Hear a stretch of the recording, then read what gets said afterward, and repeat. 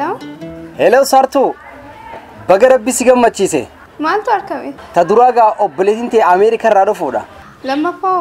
Ta lammadaa immoo moobaayila bareedduu Galaxy si fiduu isii ta'a. Oh, Barcelona dhufu baatee irra jira. Ilaa amma hin baasisne. Harariin deemu Direedawaan deemu jeetiin yaaddoo jira. Hayi. Asumaa huni jira bar magaalaa Awwadaay. Eessatti? Toofiq Oscar.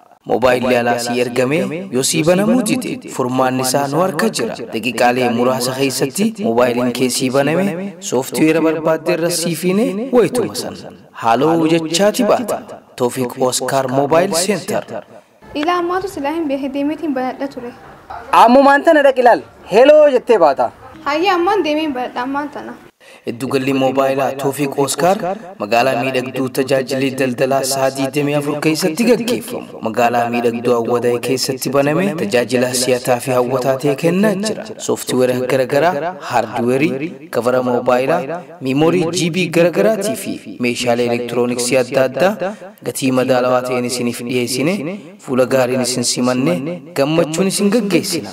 Kota Dugalli mobaayilaa Toofiq Oscar Dugala keessan waliin hojjenne waliin haa guddannu Toofiq Oscar Mobile Center mobaayila orjinaala gatii madaalawaatiin bakka irraa shammaddu suuphaa mobaayilaa saffisiisaa namurraa gammadu mobaayila ammayyaawaa meeshaa elektirooniksii gosa orjinaala gatii keesha isiniin miine isin harka keenya harka dhageettii caala Haya manasi durabade mokkami Lakki bakka kadhe galatoomii siin jee ofiin bilbilee Ana miti khagalateeffachuu qabdu mana mobaayilaa Toofiq Oscar isa galateeffadhu Teessoon teenya Awwadaay kottaatiin ilaala Dugala suuphaa mobaayilaa Toofiq Oscar Mobile Center